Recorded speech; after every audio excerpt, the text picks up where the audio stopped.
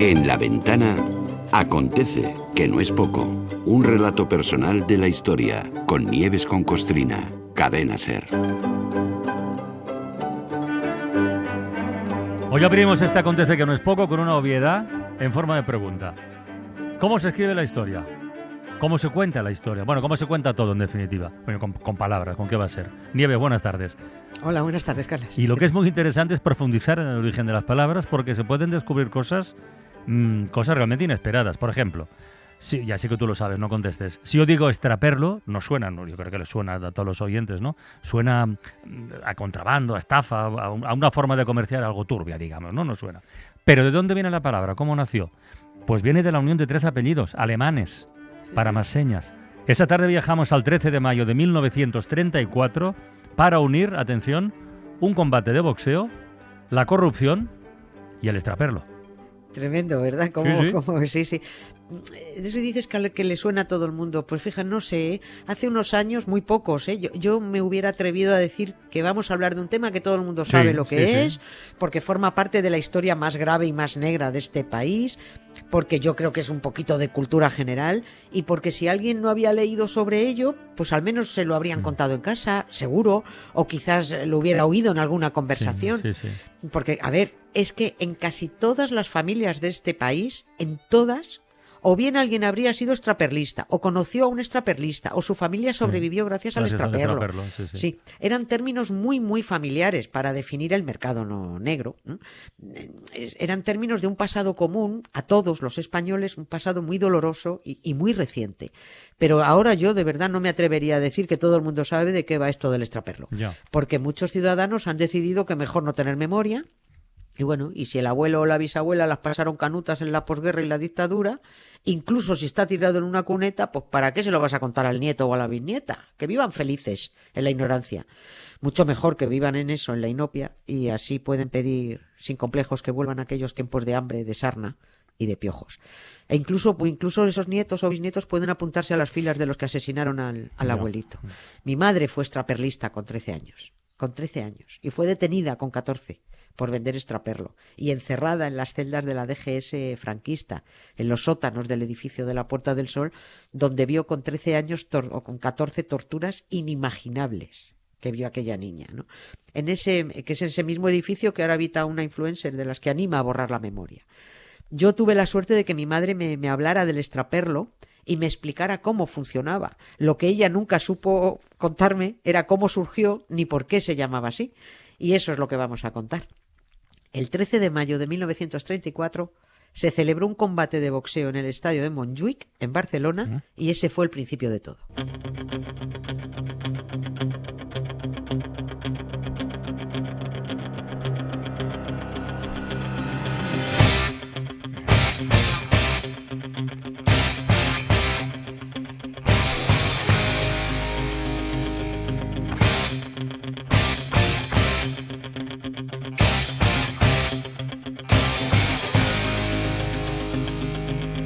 Que no es que boxeara Rocky Balboa, pero los dos púgiles que se enfrentaron por aquel entonces eran muy conocidos, eran muy potentes. Oye, antes de saber qué pinta el boxeo en todo esto, la palabra, lo que decía yo al comienzo, el extraperlo es una palabra que se extendió a tal velocidad, se hizo tan popular que se coló, esto es paisajías, se coló en tiempo récord en el diccionario de la RAE. Sí. O sea, lo sorprendente es el recorrido de la palabra, porque esto en realidad, lo de extraperlo es un acrónimo, ¿no? Es un acrónimo, sí. Es un acrónimo porque está formada la palabra por las primeras sílabas de 3 apellidos alemanes, que ya lo has dicho, y porque esas sílabas juntas se pueden leer como una palabra. Es lo que pasa con la UNESCO, todo lo que se puede leer así junto. Bueno, pues extraperlo está formada por extra, del apellido Strauss, por per, del apellido Perel, y por lo, del apellido Lohmann. Este es el que pillo menos. Sí. Lohmann era el apellido de la esposa de Strauss. O sea, extra, per, lo. Sí. Estos 3 personajes eran alemanes. Se habían asociado y patentado un juego de ruleta que se llamaba así, ruleta extraperlo.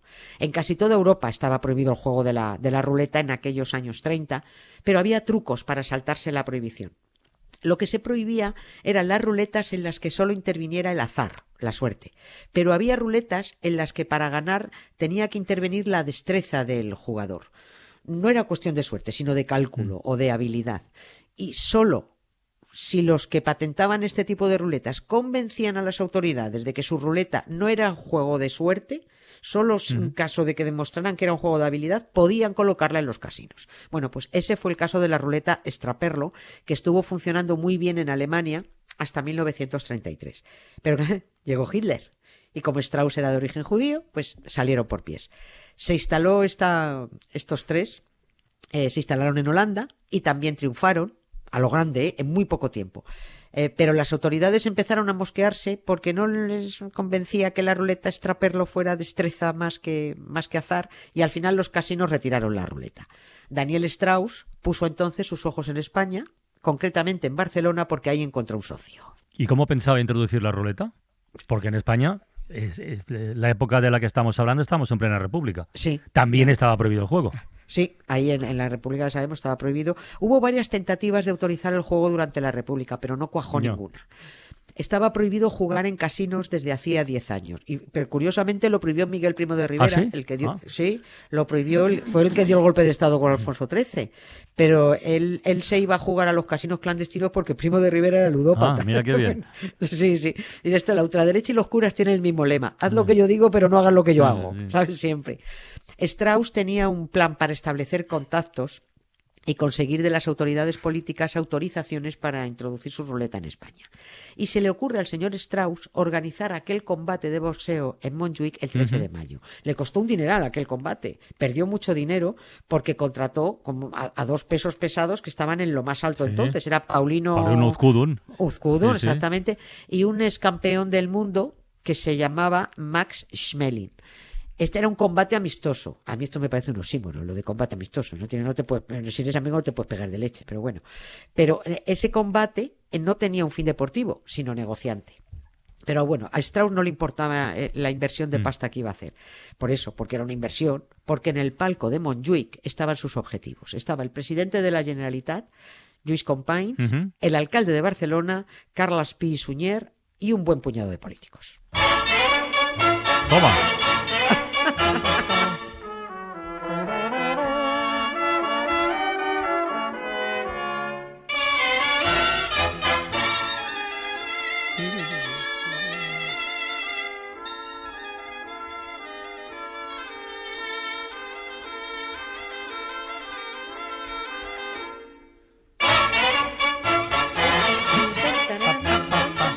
¿Y lo consiguieron? O sea, ¿consiguieron enredar a Companys?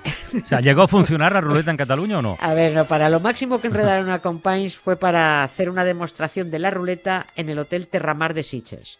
Pero en Cataluña gobernaba Esquerra Republicana y todo lo que sonara a juego les olía muy mal. Así que el presidente les dijo que rotundamente no. Primero porque el tal Strauss era un tipo bastante turbio. Eso Companys lo supo ver. Y segundo, porque la ruleta Extraperlo era mecánica, y al ser mecánica se podía trucar. Por mucho que vendieran que no era un juego de azar, sino de destreza del jugador, también en esa destreza sospechaban que había algún tipo de trampa. Pero Strauss había prometido negocio para todo el que le ayudara, y aunque la Generalitat lo largó con viento fresco de Cataluña, en aquel palco de Montjuic, durante el combate, algunos políticos tomaron nota. Y tras el rechazo catalán, eran políticos catalanes, pero ayudaron a Strauss a llegar a Madrid con su ruleta Extraperlo. Organizaron una demostración de la ruleta en el Hotel Ritz de Madrid, y a esa demostración fue Aurelio Lerroux, famoso apellido. Era sobrino de Alejandro Lerroux. Sobrino. Sí, era sobrino de Alejandro Lerroux, Alejandro Lerroux era el líder del Partido Republicano Radical.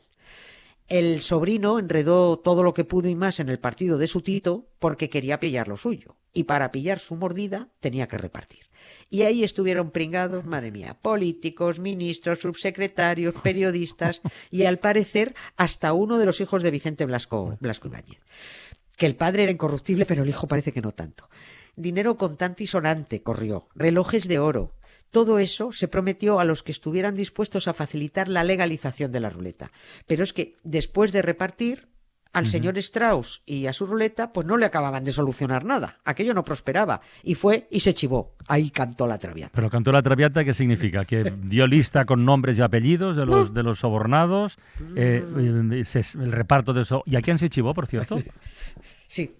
Se chivó al presidente de la República. Directamente. Directamente, se fue a la cabeza. Le presentó un dossier en donde constaban las siguientes mordidas. A ver. A Sigfrido Blasco Ibáñez se le soltaron, sí, al hijo de Blasco, se le soltaron, según el dossier que presentó, 400.000 pesetas. Hostia, pues de la época ya es dinero. De la época, una pasta. Ostras. A cambio de su promesa, es que esa ruleta daba millonadas de dinero, daba millonadas. Bueno, 400.000 pesetas a cambio de su promesa de colaborar para instalar a la ruleta Extraperlo en el Casino de San Sebastián, que era el siguiente objetivo.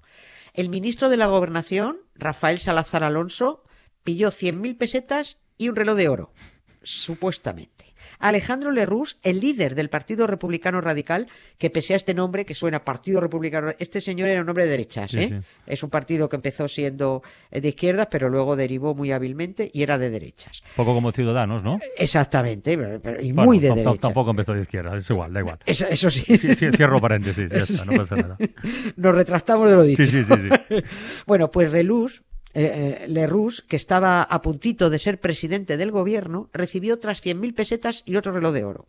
El sobrinísimo, Aurelio Lerroux, pillaría el 25% de todas las ganancias de la ruleta Extraperlo. El periodista Santiago Binardel, de La Vanguardia, pillaría un 5%. Un subsecretario recibiría 50.000 más. Y otros mandos intermedios, partidas de 50.000, todo para agilizar los permisos. Eso es una inversión en toda regla, ¿eh? Sí. Oye, ¿y has dicho San Sebastián? ¿Llegó a funcionar la ruleta en el casino de Donosti o no? Sí, en 5 minutos. En septiembre de aquel mismo año, 1934, empezó a rular la ruleta. Pero es que ruló un rato, unas horas, porque la policía llegó y la clausuró por orden de uno de los que se supone había recibido soborno, el ministro de la Gobernación.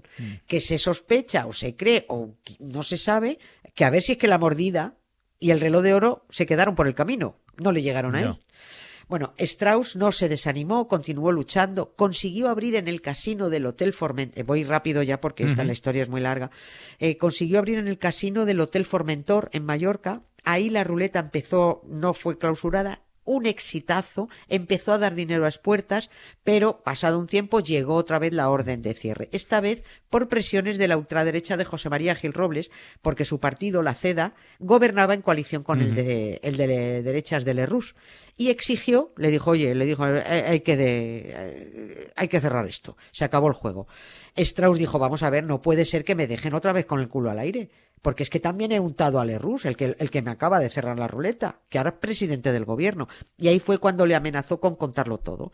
El presidente, Lerroux, no hizo caso de la amenaza, no la tomó en serio. Strauss presentó un informe al presidente de la República, al jefe del Estado, que era Niceto Alcalá Zamora. Al señor Niceto se le puso el bigote de punta y antes de que lo echaran, Lerroux dimitió con la excusa de desavenencias políticas. Y a todo esto sin saltar el tema a la opinión pública. Todo aquí al final, este caso de la ruleta Extraperlo ha quedado como para definir el chanchullo, ¿verdad? Los negocios turbios, los manejos, ¿no? La venta de artículos en el mercado negro, que estuvo a la orden del día en la posguerra, eso es verdad. Totalmente. Oye, pero este asunto en concreto, ¿cómo se remató? ¿Cómo acaba todo esto? Cayó casi todo. Sí, pero falta un final trágico. Cayó casi todo el gobierno, sobre todo porque aquel caso era muy jugoso para la izquierda y antes de que pudieran utilizarlo, empezaron a dimitir con una u otra excusa. Se creó una comisión de investigación parlamentaria. Lerroux dijo eso de hemos sido engañados, yo no sabía nada. Todos hicieron los tontos, pero hubo varios condenados. Salió a la luz que el tal Strauss era un delincuente que ya se había alargado, además ya salió por pieza hacia Bélgica con su ruleta, que además estaba buscado por la justicia en México. En fin, nadie había comprobado nada. La pifiaron, pero bien. El Supremo abrió causa, se disolvieron las Cortes, se convocaron elecciones en febrero del 36, fíjate la fecha, que visto el rastro de corrupción que había dejado la derecha, ganó el bloque de izquierdas, ganó el Frente Popular. Resultados que a la ultraderecha y a sus esbirros militares no les gustó. Y cuando a la ultraderecha no le gusta algo y la democracia es una de esas cosas que no le gusta, dan un golpe de Estado. Eso hizo la derecha en este país solo unos meses después de que la izquierda ganara las elecciones. Dar un golpe de Estado, traer la guerra a este país y asesinar al disidente. Como lo estamos olvidando, volverá a ocurrir. Que no, mujer, no seas pesimista. Sí, Ya sabes lo que Ay. dicen de los pesimistas. Optimistas bien informados. Ya, viva Las Vegas. Viva Las Vegas. Viva Las Vegas. How I wish that there were more than 24 hours in the day. Even if there were 40 more, I wouldn't sleep a minute away. Joder, las cosas no son como empiezan, no son como terminan, ¿eh? Fíjate. Vaya a lo vaya tonto. historia, vaya historia. Bueno, mañana más, Nieves. Venga, ánimo. Venga, muchas gracias, Venga, Carlas. Un hasta beso. mañana, un beso. Adiós. Viva Las Vegas. Viva Las Vegas. Viva Las Vegas with your neon flashing and your one-armed bandits crashing. All those hopes down the drain. Viva Las Vegas, turning day into nighttime, turning night into daytime. If you see it once, you'll never be the same again. I'm gonna keep on the run, I'm gonna have me some fun. It cost me my very last dime. If I wind up broke, well, I'll always remember that I had a swing in time. I'm gonna give it everything I've got. Lady luck, please let the dice stay hot. Let me shoot a 7 with every shot. Viva Las Vegas. Viva Las Vegas. Viva